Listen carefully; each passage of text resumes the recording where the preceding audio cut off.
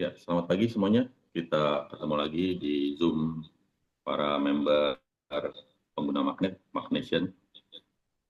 Buat yang belum mengerti menggunakan magnet bisa join di Telegram, subscribe channel YouTube ini, dan juga bisa kita belajar banyak mengenai penggunaan magnet dari yang sederhana sampai yang susah-susah gitu ya. Tujuannya adalah biar kita sehat. Tetapi kali ini kita tidak belajar menggunakan magnet, tetapi kita belajar mengenai diet secara umum. Kesehatan itu banyak faktor yang mempengaruhi, ya bukan hanya cara kita makan, tapi cara kita olahraga, cara kita mengatasi penyakit kalau kita lagi ada penyakit gitu. Nah, sebelum saya mulai membahas mengenai diet dan berbagai macam diet yang dilakukan manusia untuk menjaga kesehatannya, saya mau disclaimer dulu. Pertama, saya mau bilang bahwa saya bukan dokter, saya bukan ahli gizi, jadi kalau yang mau dengerin saya percaya syukur, enggak ya udah jangan didengerin gitu ya. Jadi apa yang saya bagikan hanya sebatas pengetahuan saya karena saya bukan apa-apa ya. Oke, tujuannya biar teman-teman semua yang saya kenal bisa dapat manfaatnya. Kalau nggak dapat manfaatnya ya juga udah nggak apa-apa kan gitu. Saya udah ada disclaimer-nya. Oke, terima kasih. Kita bisa lanjut ke pembahasan berikutnya. Saya akan share screen.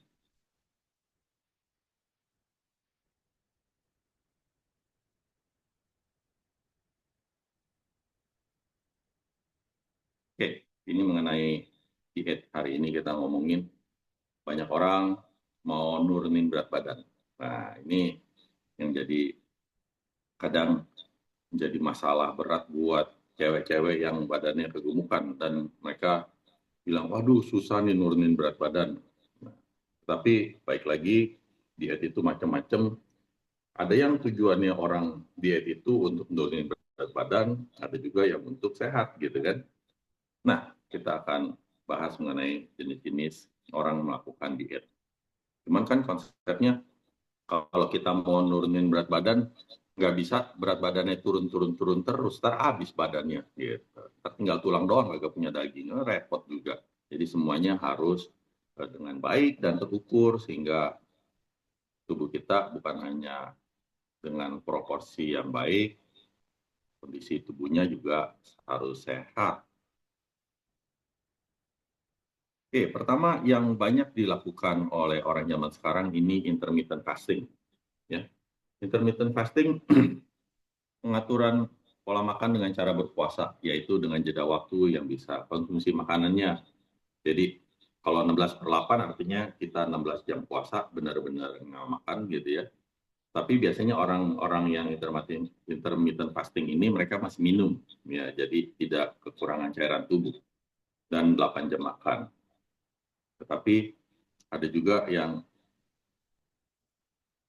dengan metode lain, intermittent fastingnya mereka sebut dengan eat stop eat. Jadi Anda puasa 24 jam, benar-benar 24 jam nggak makan, ya, paling minum. Jadi minum juga air putih, nggak boleh yang susu gitu, karena susu dianggap makanan. Ya, terus dilakukan 2 atau 3 kali seminggu, ya, puasa 24 jam habis itu makan. Ada juga yang sampai puasanya 36 jam, ya, 1,5 hari. Ini bisa habis itu bisa konsumsi lagi makanan secara normal, jadi makanannya agak bebas. Gitu. Nah, ada lagi yang disebut warrior intermittent fasting. Puasanya 20 jam, terus 4 jam untuk makan. Nah, ini agak sedikit berat karena kita cuma boleh makan 4 jam. Jadi misalnya kita makan dari jam 12 siang sampai jam 4 sore, habis itu dari jam 4 sore kita nggak makan lagi sampai jam 12 siang besok harinya. Ya, itu lumayan berat. Plus minus, gitu kan. Jadi untuk intermittent fasting, memang ada orang-orang yang bisa menurunkan berat badan karena memang pada saat mereka berpuasa, otomatis tubuh memulihkan energi karena tetap orang tersebut harus melakukan kegiatan sehari-harinya, baik kegiatan sehari-hari dalam untuk bekerja atau berolahraga gitu ya. Tetapi untuk yang awal-awal, untuk orang melakukan intermittent fasting awal-awal banyak mengalami kesulitan di mana pertama mereka bisa gatal mulut gitu ya, karena memang biasanya saya biasa sarapan terus lihat di meja makan ada makanan terus comot-comot gitu kan. Nah itu akhirnya intermittent fastingnya gagal. Atau ada juga masalahnya yang membuat mereka eh, berat untuk melakukan hal ini adalah kalau diajak teman pergi gitu. Misalnya, saya jadwal makannya itu jam 12 sampai jam 4 misalnya, atau jam 12 sampai jam 6. Terus diajakinnya makan malam gitu. Akhirnya jadi susah, nggak bisa intermittent fasting karena diajakinnya suka diajak pergi makan malam atau memang kerjanya entertain orang gitu kan. Kalau entertain orang, udah kerjaan kantor emang bagian sales yang harus ketemu-temu orang, harus pergi makan, minum kopi segala macem, karena itu hitungannya nggak boleh gitu kan. Nah jadi akhirnya dia sulit untuk melakukan intermittent fasting seperti ini. Dan selain daripada itu, kalau intermittent fastingnya yang dilakukan juga dalam tanda kutip salah, di mana rentang waktu dia untuk makan itu dia makannya gila-gilaan, gitu ya. At the end ya nggak jadi kurus juga, gitu. Karena memang totalnya konsep tubuh manusia itu tubuh manusia dapat menyimpan energi, nah untuk dipakai kemudian, gitu. Jadi misalnya kalau saya makan 3 kali sehari, total kalori yang saya asup misalnya 1.000 misalnya, biar angkanya gampang, 1.000. Dan aktivitas fisik saya lakukan ya hari itu 1.000, jadi otomatis berat saya akan stabil. Gitu. Tetapi kalau dia melakukan intermittent fasting, walaupun dengan rentang makan yang sedikit, 4 jam, 6 jam gitu ya, tetapi yang dikonsumsi kalori tetap 1.000 begitu kan. Itu akan sama aja. Karena memang pada saat dia makan itu nggak mungkin 1.000-1.000-nya itu kalorinya itu akan dipakai oleh tubuhnya gitu kan. Nanti akan dipakai kemudian. Nah, tubuh akan melakukan penyimpanan karena tubuh kita punya cara untuk menyimpan energi. Gitu. Jadi kalau misalnya kita makan karbohidrat, karbohidrat itu kalau kita makan kelebihan pada saat kita ada di rentang waktu makan itu, dia akan disimpan sebagai energi dan biasanya kalau memang berlebihan nanti akan disimpan di liver atau sebagai glikogen ya, di liver atau di otot-otot gitu ya, jaringan otot jadi fat tissue gitu kan. Nah, kalau kelamaan dia jadi fat tissue. Nah, jadi selama dia puasa nanti ntar glikogennya itu nanti akan berubah lagi, baik lagi jadi glukosa untuk jadi kita kasih kalori buat kita untuk kita bekerja, untuk melakukan aktivitas fisik. Ya gitu. Jadi baik lagi bagaimana kita menghitung kalori ini harus bijak dan harus mengerti kalau memang tujuan untuk menurunkan berat badan. Jadi kalau orang udah kurus ya jangan-jangan mikirin nurunin berat badan juga ya. Terus baik lagi setiap uh, puasa yang saya akan terapkan ini selalu ada kontraindikasinya dengan penyakit-penyakit tertentu. Jadi kalau orang yang sudah mengidap suatu penyakit, tolong hati-hati dalam melakukan fasting-fasting seperti ini. Ya misalnya ada masalah sakit mah, apalagi sudah sampai kelasnya GERD. Ya. Nah jadi kalau orang yang melakukan intermittent fasting ini tetap memaksakan diri, hati-hati, ntar ujung-ujungnya bisa masuk ke rumah sakit gitu ya. Jadi saya tidak anjurkan untuk melakukan kecuali mereka harus benar-benar ahli, sangat mengerti, sudah konsultasi ke dokter, ahli gizi dan segalanya gitu. Ada juga yang dulu kita pernah kenal dengan diet OCD. Nah, ini pernah rame ya di Indonesia, obsessive obsessive diet. Ya, dia menerapkan mirip-mirip ya, pakai intermittent fasting juga. Jadi ini dilakukan dengan jendela makannya 8 jam, 6 jam, dan 4 jam dalam sehari. Ya, jadi bahkan jika dirasa terbiasa dengan diet OCD, Anda biasa melakukannya hanya dengan makan 1 kali sehari aja. Jadi kalau Anda makan jam 12 siang, udah jam 12 siang makan lagi nanti jam 12 siang besok harinya.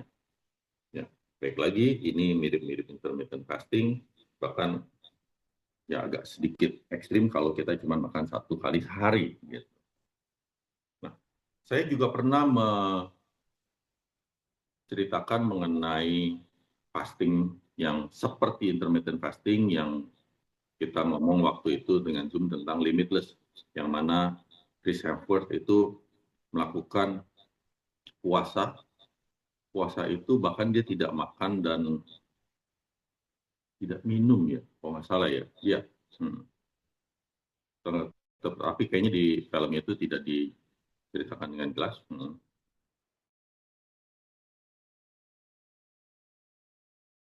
Ya, sampai 4 kali 24 jam. Jadi 4 hari 4 malam dia tidak konsumsi sedikit pun makanan, dan setelah itu dia harus berburu dulu. Dia disuruh menangkap ikan dengan menyelam untuk bisa makan gitu. Itu nah, challenge terakhirnya, di mana ternyata dia masih memiliki tenaga. Gitu. Baik lagi yang dilakukan oleh Chris Hemsworth saat itu, dia dipantau selama diet yang gila-gilaan 4 kali 24 jam oleh para ahli kesehatan. Ada dokter, ada ahli gizinya, ahli mengontrol ya segala macamnya ya. Jadi ya, namanya juga acara TV juga gitu kan. Nah, jadi untuk kalian yang cuman mau coba-coba sendiri di rumah, apalagi cuman di temenin anak istri yang nggak gitu mengerti tentang diet, kalau Anda kenapa-napa, saya tidak tanggung jawab kalau melakukan suatu puasa yang ekstrim, ya harus sangat mengerti. Oke, berikutnya, ini yang disebut dengan diet zone.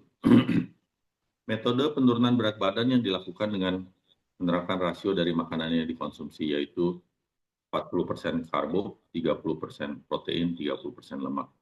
Agar diet berhasil, karbo yang dikonsumsi harus memiliki indeks glikemik yang rendah. Ya. Nah, ini dulu juga saya pernah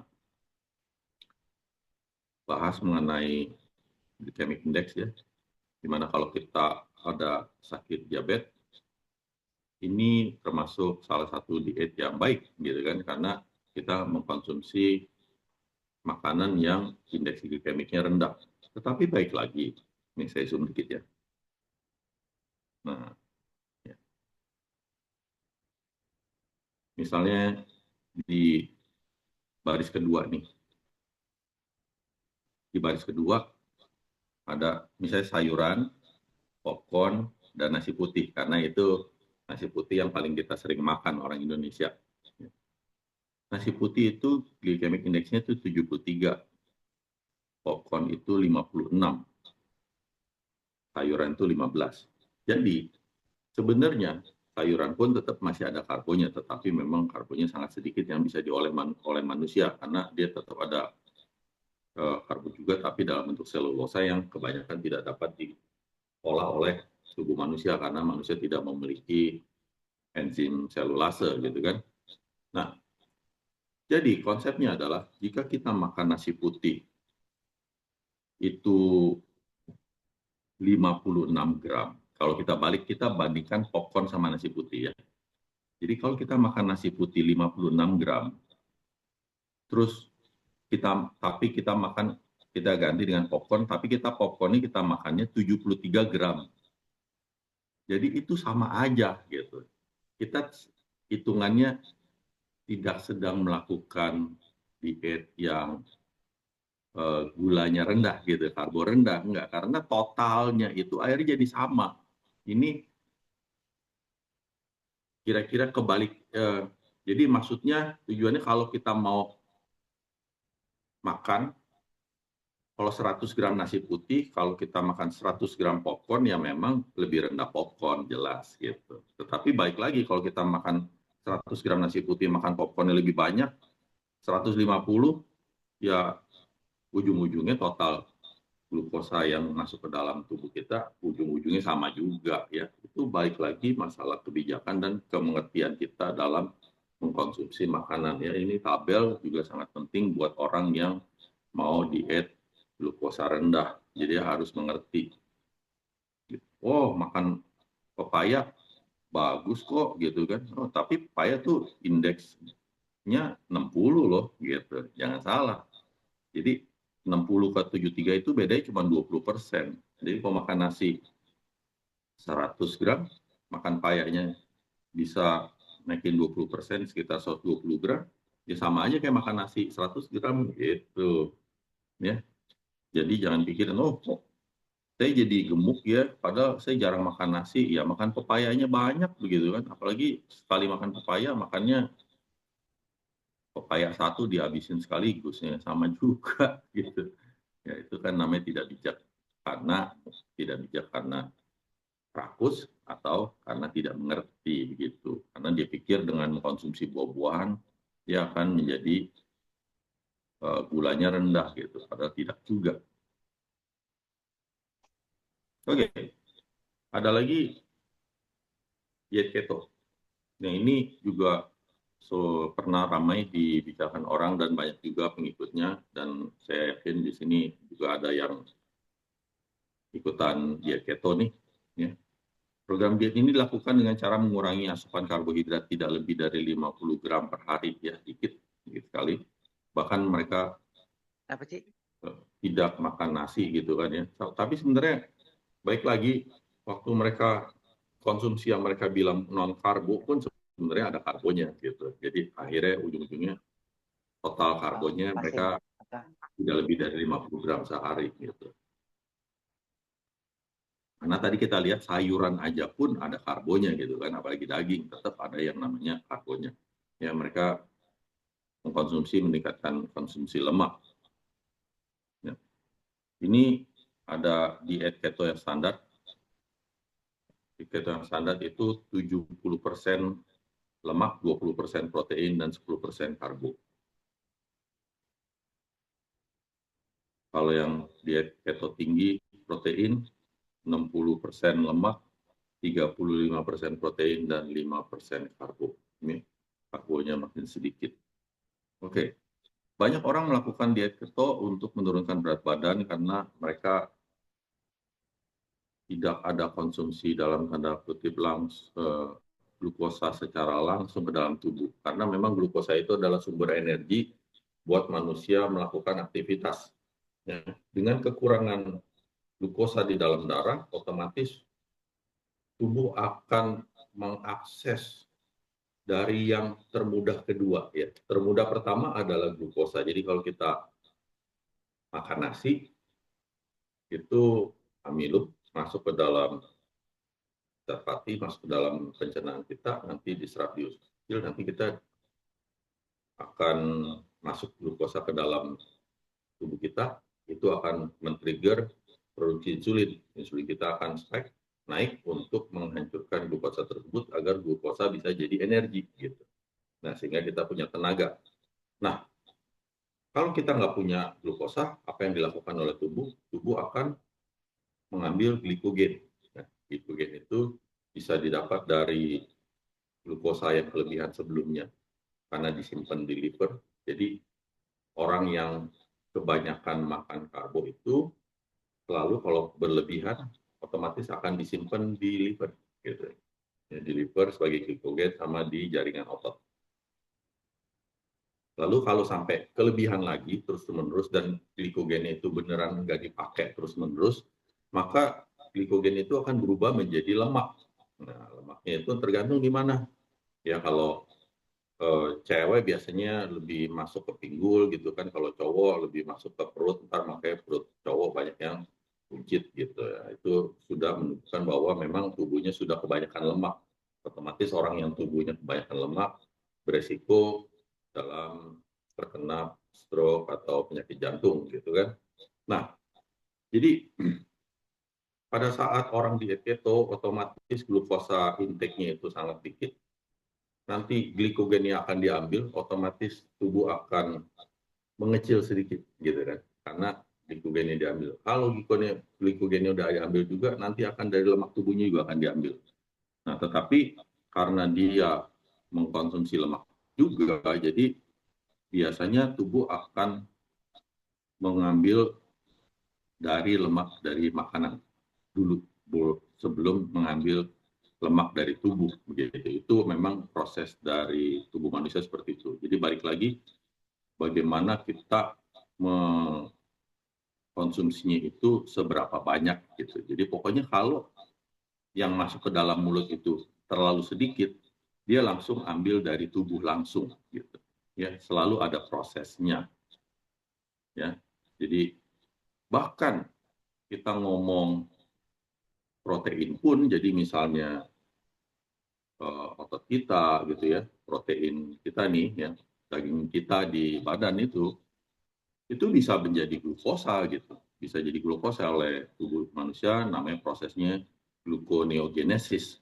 Jadi nanti akan berubah jadi glukosa untuk diperlukan oleh tubuh, karena walaupun kita tidak produksi glukosa, yang namanya glukosa dalam darah tetap harus ada, karena kalau tidak itu tubuh akan shutdown ya, berbahaya ya, bisa kena hipoglikemia yang menyebabkan kematian.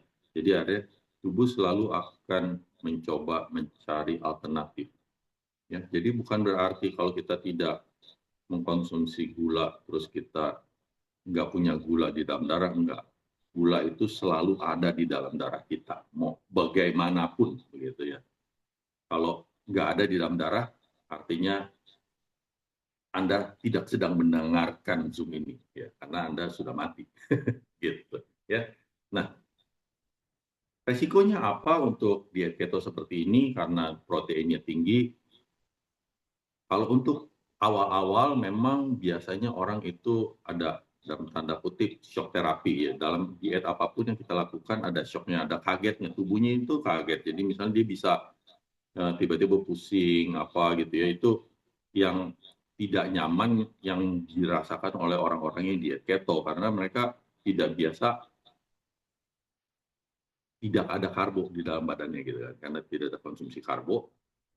Jadi terus kok nggak ada gitu, dicari-cari akhirnya dia pusing gitu. Nah itu menjadi suatu kendala di dalam tubuh manusia. Ya. Kalau selain daripada itu, selain pusing, orang diet keto itu juga ada resikonya masalah pencernaan, ya.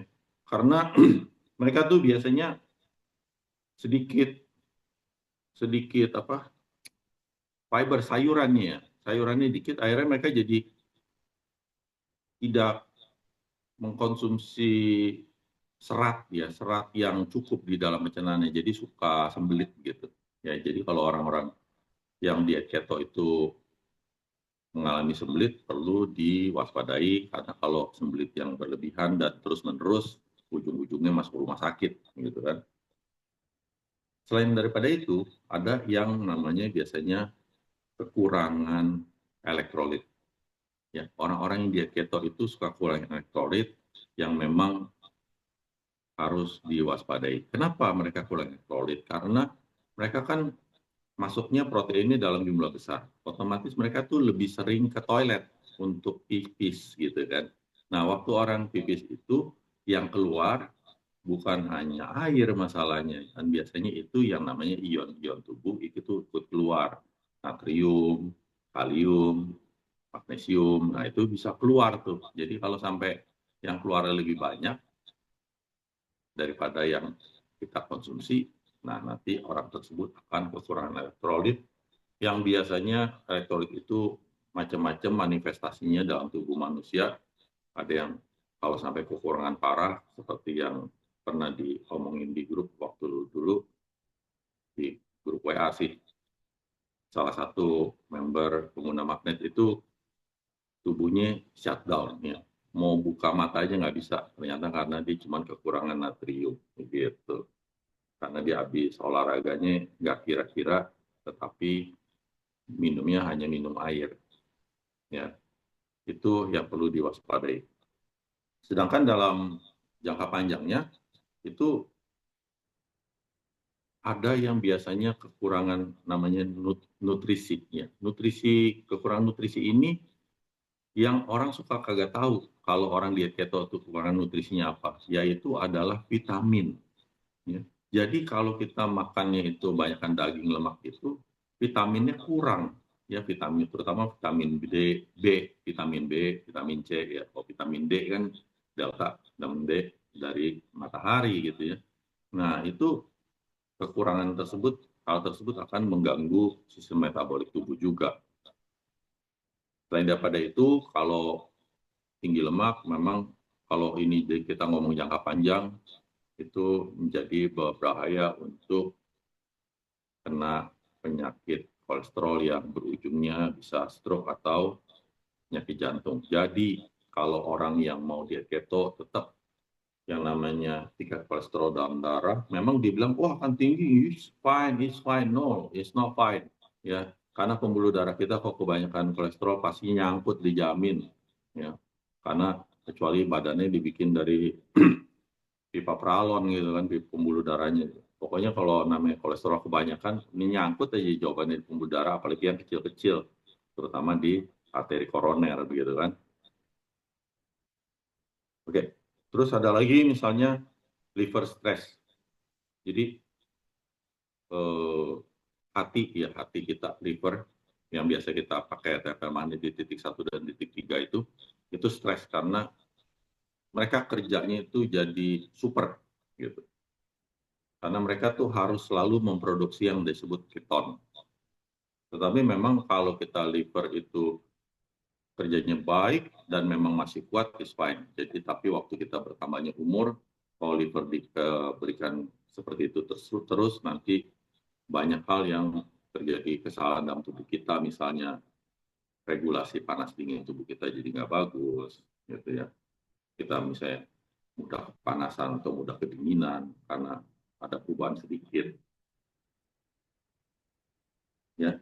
Terus kalau pada saat wah karena diet keto itu mahal, banyak makanan daging terus, akhirnya oh kita hari ini kita mau hemat, oh kita makan dagingnya sedikit aja dah gitu ya.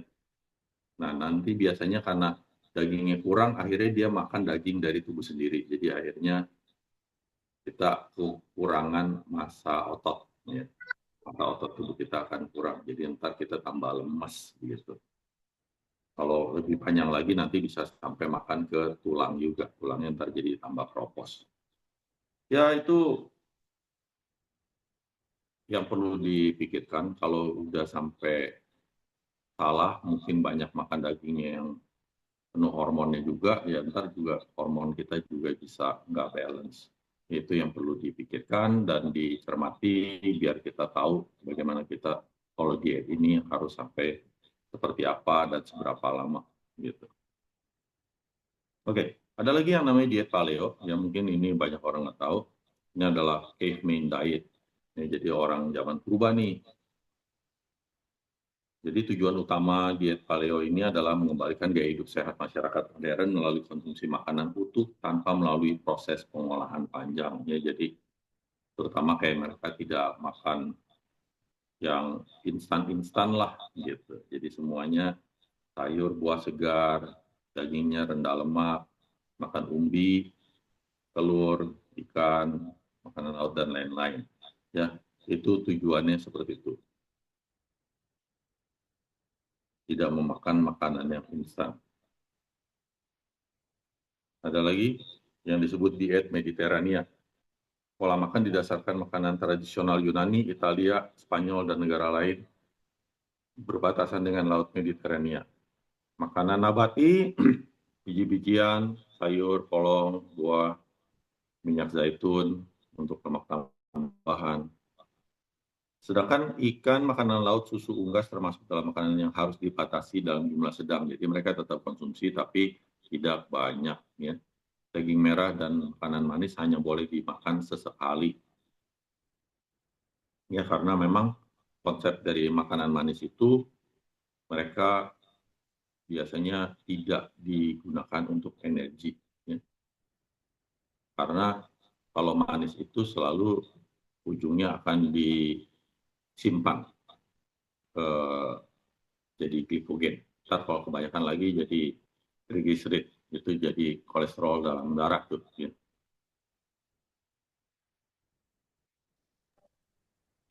Karbo juga sama sih. Ya, ntar jadi kalau kebanyakan lagi selain jadi glikogen jadi triglyceride juga. Nah, ini juga banyak dilakukan orang untuk diet vegetarian, ya, pola makan tanpa mengkonsumsi makanan berasal dari hewan. Daging sapi, daging kambing, daging babi, unggas, makan laut mereka tidak makan ya. Bedanya sama diet vegan, kalau diet vegan ini lebih sedikit ekstrim, mereka bahkan tidak minum susu. Jadi kalau vegetarian tadi masih minum, masih susu, masih makan, telur masih makan gitu, tergantung orangnya. Kalau dia nggak mau makan, dia nggak makan, bahkan tidak minum susu, tidak makan telur. Mereka hanya makanannya dari gelatin, madu. Gelatin madu pun tidak, karena itu dari hewan. Karena madu itu kan dari lebah ya, jadi benar-benar tidak dikonsumsi. Ya, albumin, kasein, kasein itu susu sih. Dan Nah, plus minusnya apa untuk vegetarian dan vegan ini? Jadi kalau konsep kita ngomong asam amino ya, asam amino di tubuh manusia itu ada 20. Ya. Ada 20 di mana 11 jenis asam amino bisa diproduksi oleh tubuh manusia sendiri.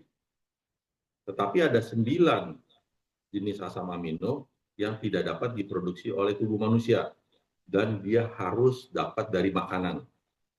Jadi kalau makanannya itu tidak mengandung 9 jenis asam amino tersebut, maka tubuh akan kekurangan.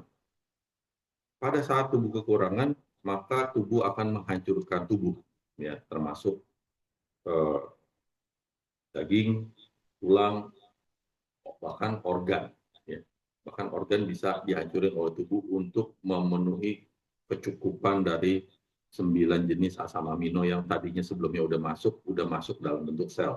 Yang akan dihancurkan lagi untuk bikin sel lain, karena tubuhnya jadi bingung untuk menghidupkan sesuatu, harus untuk bikin satu sel harus bunuh 10 sel, akhirnya tubuhnya hancur. Ya. Jadi untuk orang-orang yang melakukan diet vegetarian dan vegan ini harus berhati-hati karena 9 jenis asam amino yang harus dikonsumsi ini kebanyakan itu ada di produk hewani, ya, daging-daging gitu itu semua ada lengkap. Makanya kita makan bervariasi. Tetapi ada juga dia bisa didapat dari susu sama telur. Jadi untuk orang yang diet vegetarian, mereka so far biasanya masih lebih aman karena mereka masih mengkonsumsi susu dan telur. Tetapi kalau diet yang vegan ini, mereka lebih berbahaya.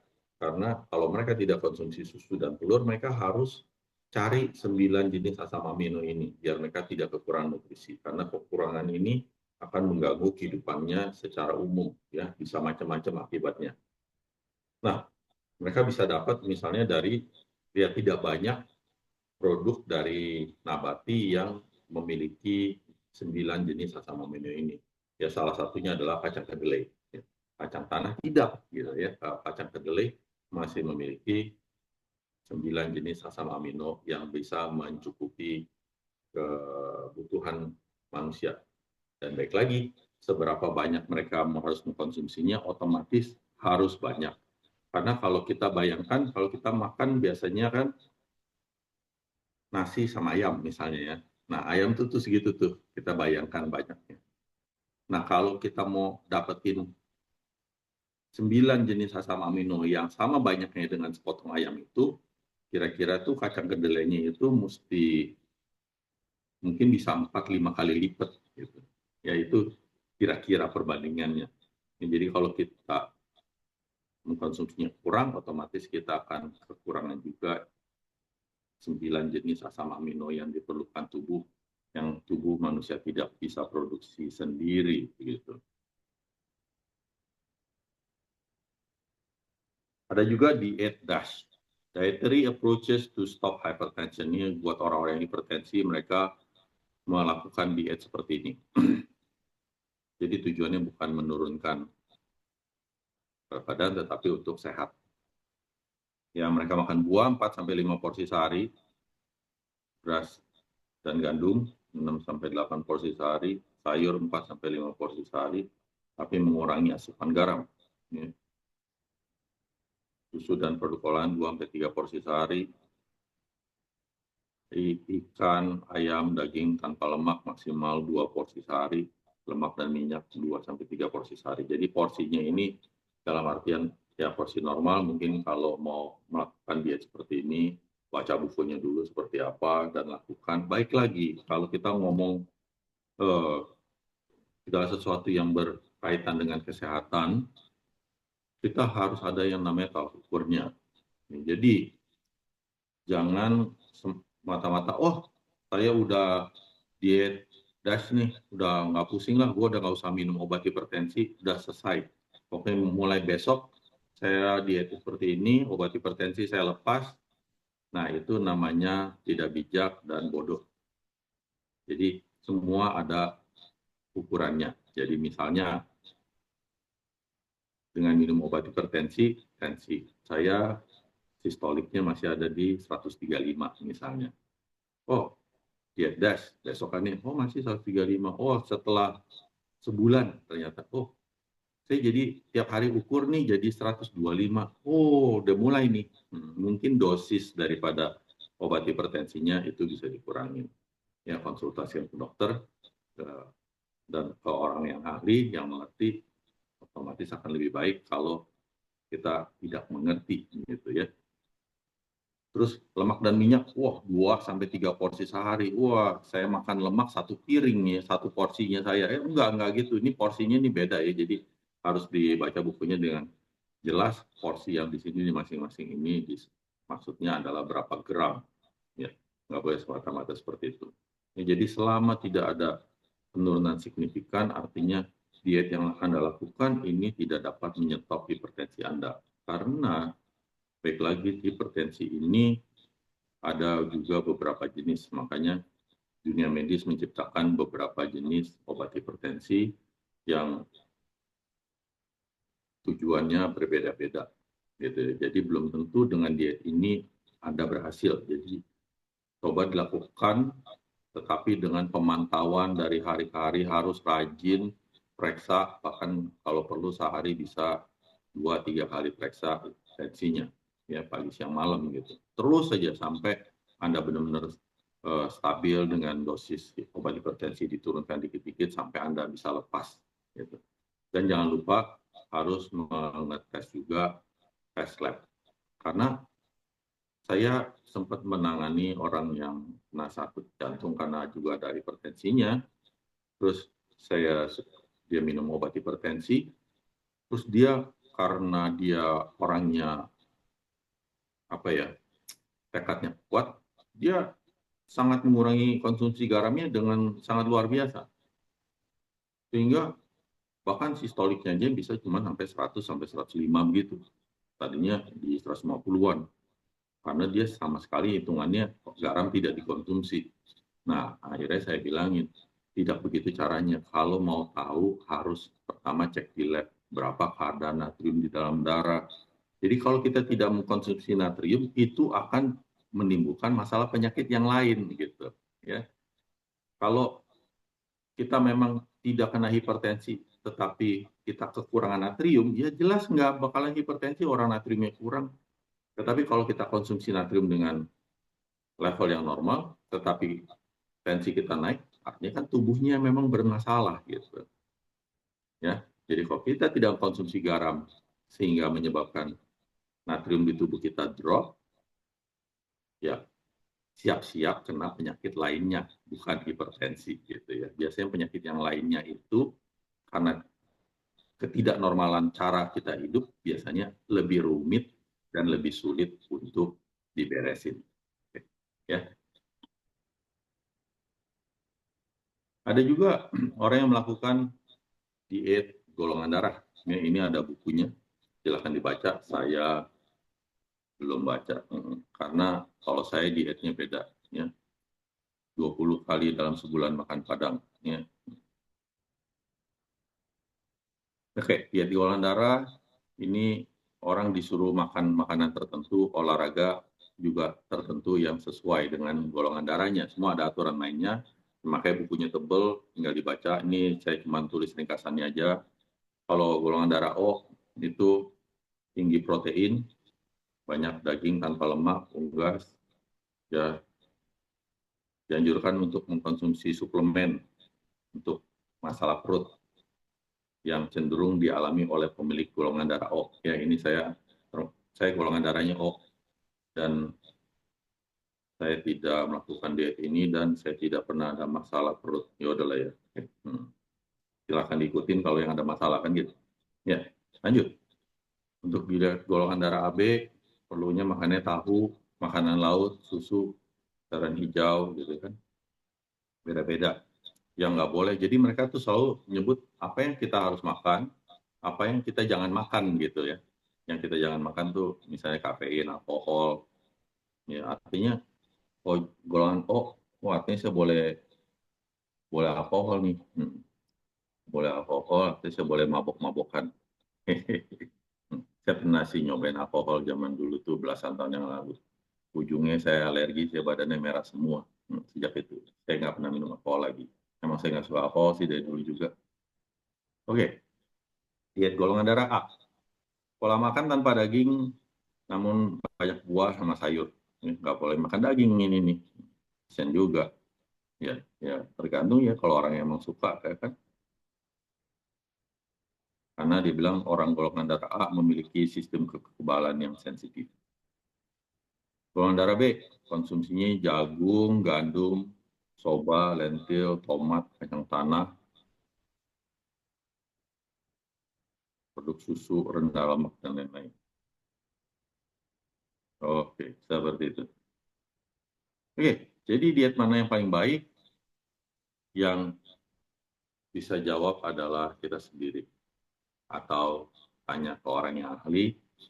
Karena baik lagi, setiap diet ada resikonya, apalagi kalau kita lakukan dengan ekstrim. Tidak diet juga ada resikonya, apalagi kalau kita hidupnya lebih sembarangan lagi, gitu kan? Nah, yang mana paling baik buat kita harus dipikirkan karena misalnya kalau kita ada masalah ginjal, terus kita diet keto, itu namanya cari mati, gitu kan? Karena protein tinggi itu meningkatkan kreatinin, kok kreatinin udah tinggi, ginjalnya kerjanya nggak benar, ya itu namanya cari mati. Kalau orang diabetes malah pakai dietnya yang hipertensi, kan namanya bodoh gitu ya. Jadi baik lagi kita harus tahu dulu kondisi kesehatan kita seperti apa sakit bawaan yang kita alami, jadi kita akan tahu bagaimana kita mau konsumsi makanan dari hari ke hari buat tubuh kita yang paling baik itu yang mana. Oke, sekian dari saya. Terima kasih. Saya akan sudahi presentasi ini. Yang mau bertanya silakan, mau mengenai topik diet, mau bukan topik diet juga boleh. Apa aja.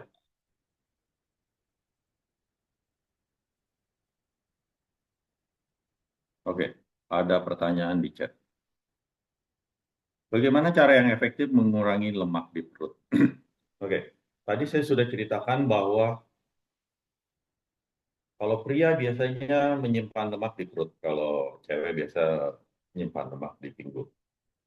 Itu kebanyakan yang terjadi pada orang-orang zaman sekarang itu adalah kebanyakan makan, jawabannya. Apa yang mereka makan yang kebanyakan? Mostly kalau kita orang Indonesia, kebanyakan makan nasi. Ya, oh ya udah, mulai besok gue makan ketupat. Sama, sama. Itu eh, kami mawon. Jadi kalau orang udah gemuk, masalah perutnya udah nonjol, gitu kan ya, dan tidak memiliki sakit mah, sebenarnya itu gampang untuk diet, untuk mengecilkan perut. Jawabannya jaga mulut. Nah, yang jadi masalah adalah orang kita itu dari kecil tuh ya, kalau zaman saya kecil, kalau mama saya itu nyuapin saya makan, saya tuh dulu masih disuapin. terus udah makan sendiri pun suka diomelin. Tuh masih ada nasinya dikit, habisin, nanti nasinya nangis. Nah, itu yang saya dengar dari dulu tuh. Jadi, waduh, kalau makan pokoknya mesti sampai habis, sampai bersih. Jadi, itu yang terjadi pada diri saya sehingga saya tiap kali makan itu kenyang. Dan orang tua juga otomatis senang kalau anaknya kenyang. Dan itu terjadi terus-menerus sampai kita berumur. Pada saat kita berumur, kita makannya kenyang dan yang kita konsumsi adalah nasi, itu jadi masalah berat. Yang kita konsumsi adalah karbo, itu masalah berat. Jadi, kalau orang yang sudah memiliki cadangan lemak di tubuhnya itu banyak, Anda dan tidak memiliki sakit mah ya, Anda tidak perlu khawatir untuk mengurangi konsumsi makan. Karbonya dan gula. Ya, karena gula itu ntar ujung-ujungnya kalau yang segala sesuatu yang manis, nanti langsung disimpan jadi glikogen atau langsung jadi habis itu jadi lemak. Ya, kalau yang karbo itu nanti biasanya masih dipakai energi sebagian kalau kita aktivitas fisik banyak, baru sebagian akan disimpan jadi glikogen, kalau kelamaan jadi lemak juga. Nah, makanlah tetap yang kalau memang nggak bisa makan tuh, wah kok mesti kenyang gitu. Oke, makanlah yang kenyang. Makan sayur jawabannya. Makan yang sayur yang banyak. Banyaknya seberapa? Sebanyak-banyaknya sampai kenyang. Gitu. Jadi misalnya, kan kita harus memenuhi kebutuhan protein juga. Kekurangan karbo is fine buat orang-orang gemuk. Nggak bakalan kenapa-napa. Gitu. Ya. Tapi usahain kenyang. Karena kalau nggak kenyang, ntar tuh mulut itu, aduh, ngomong ngemil lagi nih. Biskuit, tleng, gitu kan. Permen, tleng, wah, repot. Gitu ya. Jadi, lebih baik seperti ini. Kalau saya anjurin, tidak ada sakit mah, sayur yang banyak. Kalau memang kita memerlukan aktivitas fisik yang tinggi, misalnya hari ini saya mau pergi hiking. Kalau kita makannya sayur doang, kita bisa lemes, ntar di tengah hiking kita berhenti ngos-ngosan, ntar repot digotong orang, gitu kan. Kalau kita memang cuma untuk kerja, nyetir mobil, kerja di kantor, dimanapun kita bekerja, biasanya aktivitas pekerjaan orang Jakarta itu tidak memerlukan aktivitas fisik yang berlebihan, kecuali guru olahraga kali ya. Guru olahraga ini dulu kayaknya juga waktu saya zaman SMP SMA, guru olahraga cuma nyuruh nunjuk-nunjuk, oh lari, lari sono ini dia mah duduk duduk atau diri aja di depan gitu, nungguin kita keliling-keliling gitu ya. Nah, jadi kita tidak memerlukan karbo yang banyak gitu. Jadi saya sempat berat saya 84, 85, waktu saya mau coba turunin berat badan ya saya lakukan seperti itu. Saya sama sekali tidak konsumsi karbo dalam sebulan 2 bulan. Tapi waktu saya hari tersebut harus melakukan kerjaan fisik, ada yang perlu pesanan yang PE gitu kan, yang magnet, ya udah saya perlu kerja fisik ya mau nggak mau saya harus makan saat itu. Toh makanan yang saya makan karbonya akan habis semua gitu karena memang keringat bercucuran kemana-mana, gitu. Habis lagi. Dan setelah itu saya ya diet lagi, makan beneran cuma sayur, daging begitu kan. Susu jangan. Ya susu tuh karbo ya. Susu tuh karbo. Tapi baik lagi ingat waktu kita rasanya jika kita rasanya lemes itu memang awal-awal memang terasa tidak nyaman gitu. Karena memang tubuh kita waktu kita lakukan menghilangkan sesuatu yang kita biasa lakukan itu tubuh ada sensorik mana nih kemarin lu makan nasi ini bertahun-tahun puluhan tahun sekarang kenapa nggak dikasih nasi tubuhnya seperti minta gitu ya, jadi bisa diatasi dengan cara kita mengenyangkan diri balik lagi dengan sayuran karena nanti otomatis tubuh akan ngambil energi instan kok dari lemak tubuh nanti akan dibakar. Oke.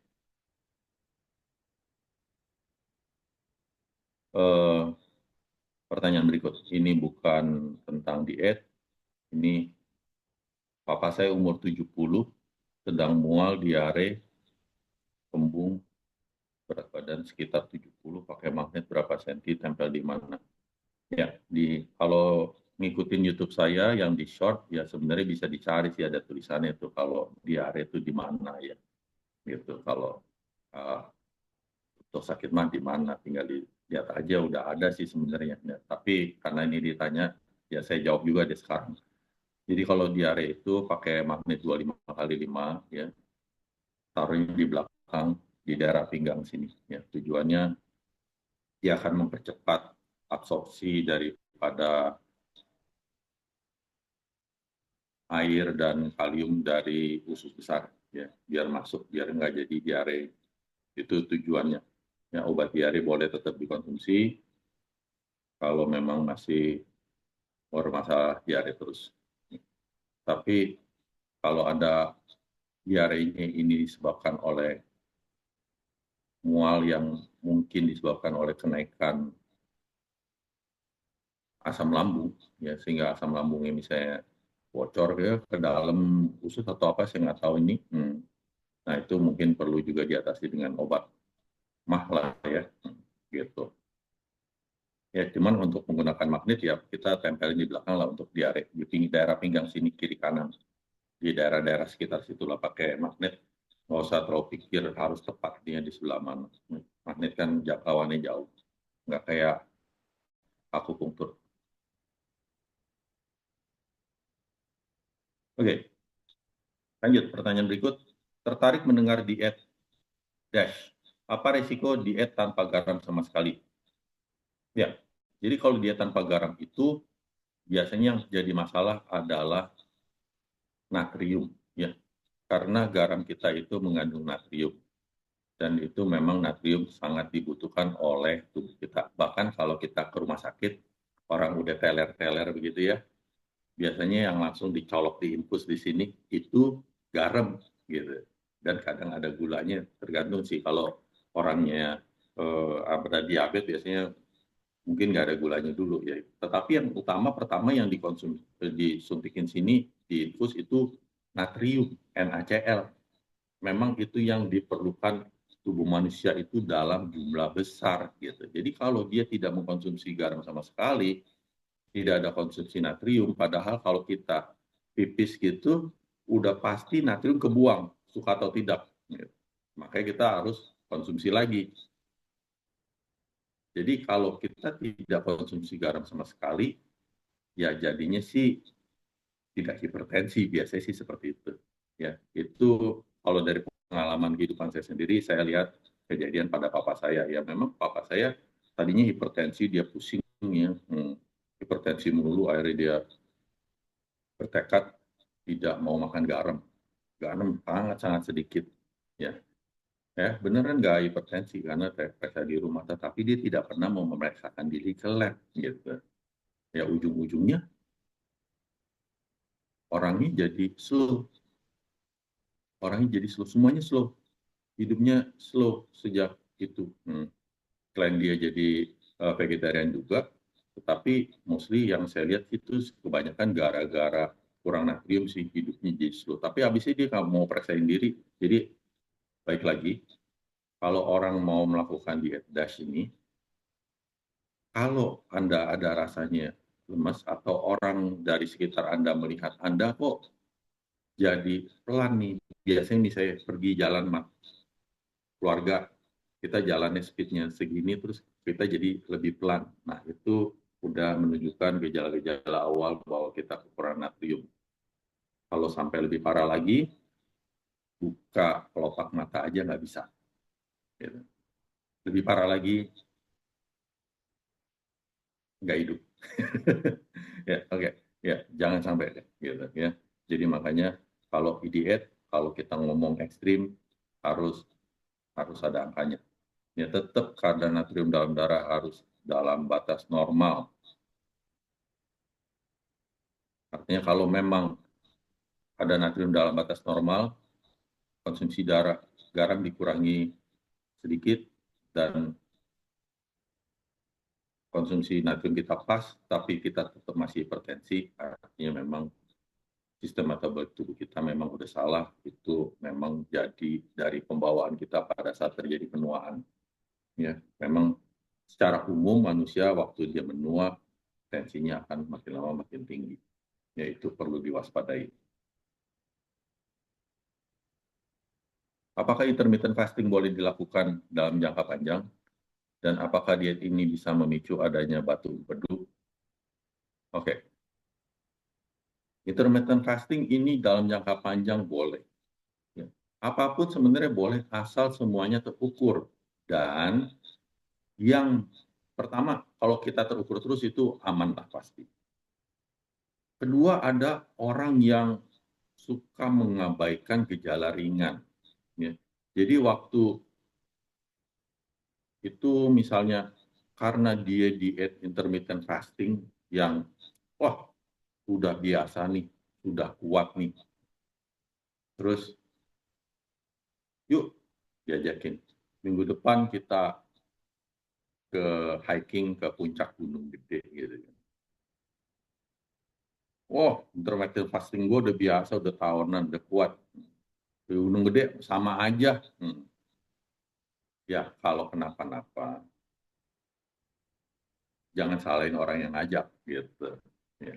Baik lagi segala sesuatu kita melakukan suatu fasting yang ekstrim, tapi abis itu kita melakukan satu lagi olahraga yang ekstrim, ya naik ke puncak Gunung Gede itu hiking ke atas tuh 6 jam, gitu kan, balik bisa 11 jam gitu.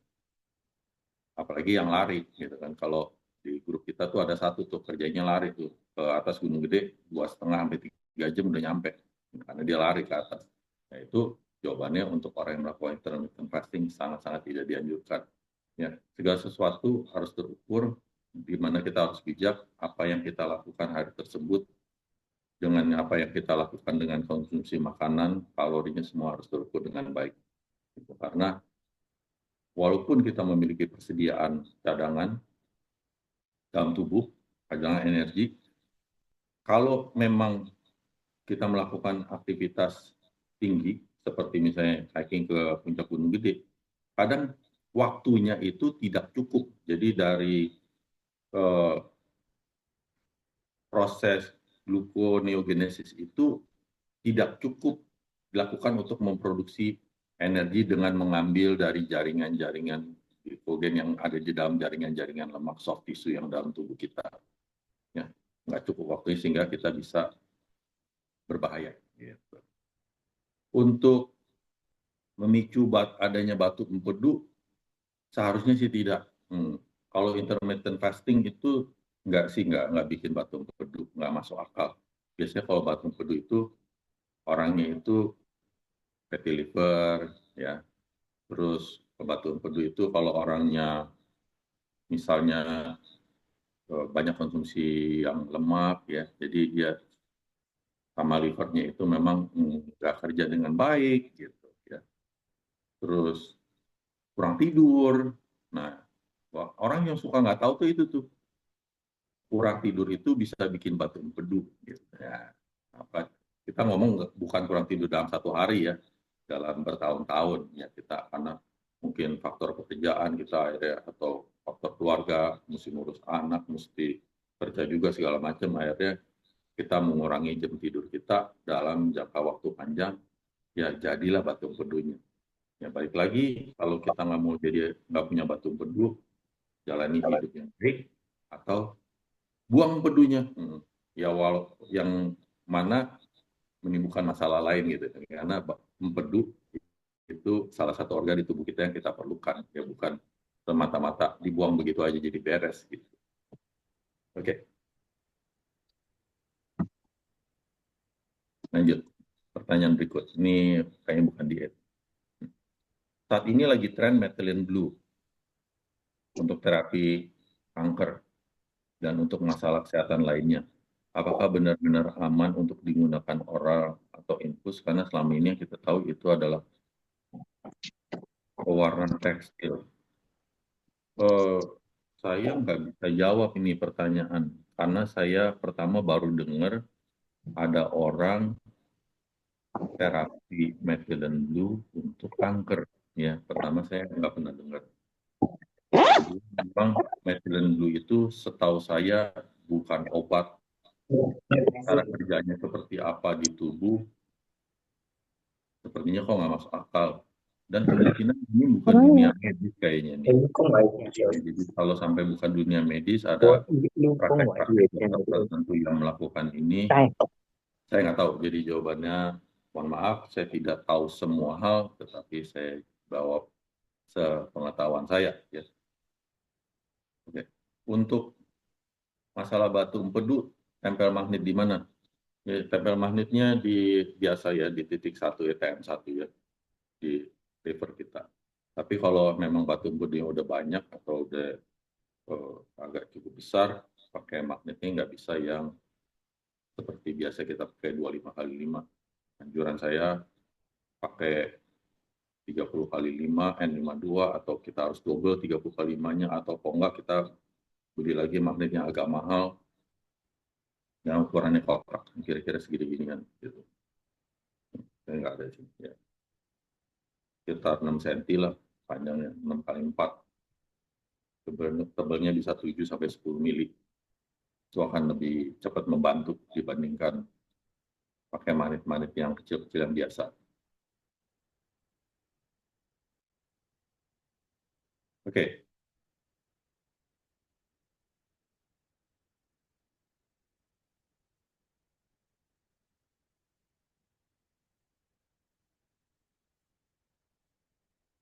Baru-baru ini ya, dengar teman menderita irritable bowel syndrome IBS.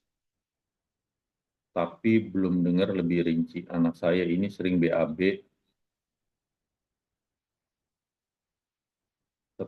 misalnya setelah makan atau sebelum pergi melakukan aktivitas.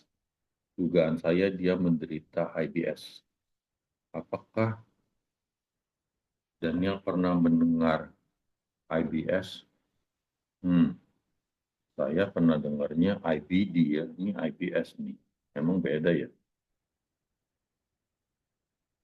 Coba sebentar.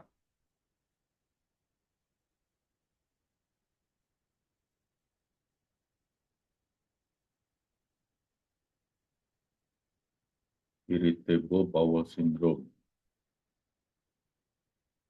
Oh, ini di usus besar.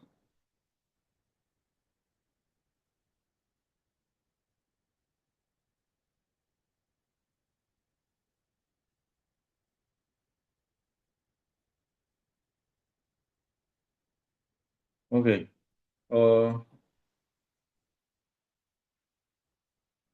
untuk menentukan bahwa anaknya ini terkena IBS atau tidak, jawabannya sih mesti ke dokter dulu nih, karena pemeriksaannya tidak sesederhana itu ya. Tetapi ini masih hitungannya mudah diatasi sih kalau hidupnya itu lebih benar ini karena kebanyakan untuk anak-anak masih muda, karena hitungannya kan ini anaknya masih muda ya. Anak masih muda biasanya karena konsumsi makanannya yang kurang seimbang aja sehingga probiotik di usus besarnya ini tidak begitu baik. Kalau ada masalah anxiety juga bisa sih, cuman kan itu lebih kecil kemungkinannya gitu. Jadi kalau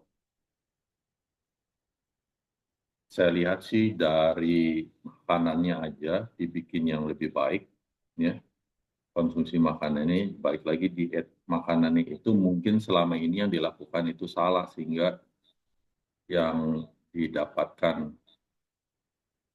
di tubuhnya itu prosesnya jadi salah metabolic cell dan di usus besarnya sehingga dia jadi sering BAB gitu ya seperti itu dan kemungkinan kalau melakukan terapi magnet ya mungkin nanti bisa di kontak saya langsung kalau mau lewat dunia medis silakan ke dokter begitu. Oke, ya ada pertanyaan lagi? Bagaimana dengan peserta diet keto di sini? Mau nanya.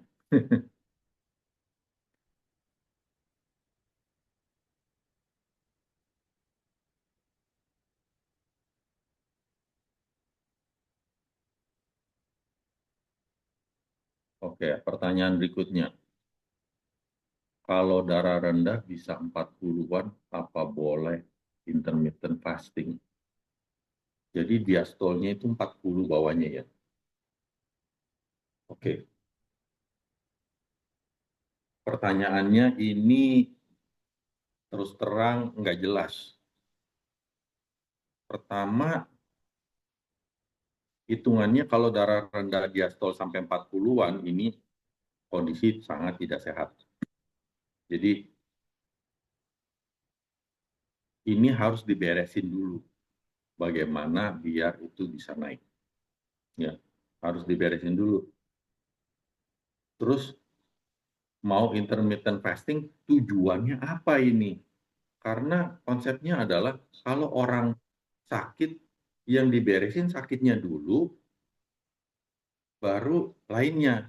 Kalau intermittent fasting itu, kan banyak orang tujuannya mau membentuk badan atau untuk menjaga kesehatan. Jadi misalnya ya biar badan juga nggak terlalu besar, otomatis kalau badan nggak terlalu besar, otomatis kesehatan akan lebih baik.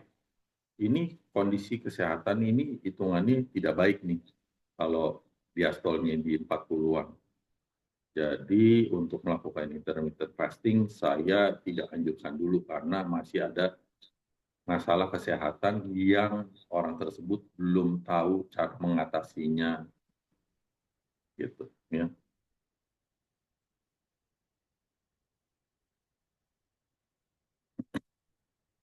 Oke. Untuk terapi magnet, apakah oke pakai magnet dua buah ditempel masing-masing di 1, 2, 3? Oke. Untuk di titik 2 di sini pakai magnet satu aja cukup karena orang gemuk, Itu kerja punya mobil nggak katanya? orang muda maupun orang orang kurus maupun orang gemuk itu sama aja sih ya. Jadi karena ini nggak banyak lemak kalau di dada sini. Tetapi kalau TM1 ini kalau mau didobel itu bagus ya karena untuk mensimulasi liver kita. Tetapi kalau sampai titik 1 ini di double, mendingan sih yang 3 nggak usah dipakai sih. Karena takut nempel aja, karena kan jadi magnetnya jadi lebih kuat ya, terlalu kuat, takut nempel, tak kejepit malah ujung-ujungnya. Jadi pakai, atau beli aja langsung. Saya anjurin kalau mau double, mendingan jangan beli yang, jangan di double. Beli aja yang 25 x 10 langsung. Karena dia akan hitungannya jauh lebih kuat dan lebih baik gitu. Karena hitungannya kalau saya sekarang nggak mau pakai yang titik tiganya, karena saya cuma pakai di TM1, pakai yang 25 x 10 gitu. Ya, 25 x 10 itu lebih kuat dibandingkan 25 x 5 di double.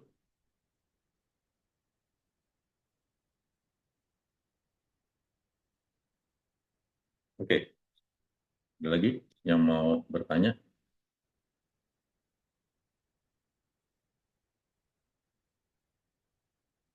Mau nanya soal diet atau mau nanya soal lain?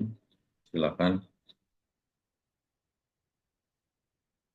Kalau saya tidak bisa jawab sekarang, nanti saya akan jawab di grup atau di lain kesempatan kalau kita bertemu.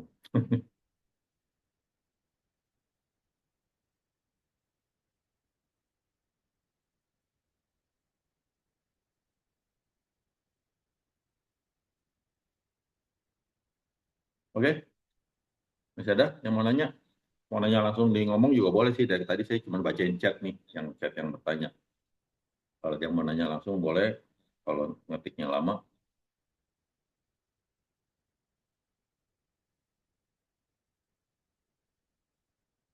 oke. Jika tidak ada yang bertanya lagi, saya akan sudahi meeting kali ini. Terima kasih atas kehadirannya semuanya. Semoga berguna dan bermanfaat buat kita semua. Sampai ketemu 2 minggu lagi, topik kita akan mengenai autoimun katanya. Ya, di grup dia ngomongin, dia minta autoimun. Thank you Daniel ya. Oke, sama-sama. Makasih Daniel. Oke, sama-sama. Makasih. Ya, Gue kebagian buntut doang. Ada.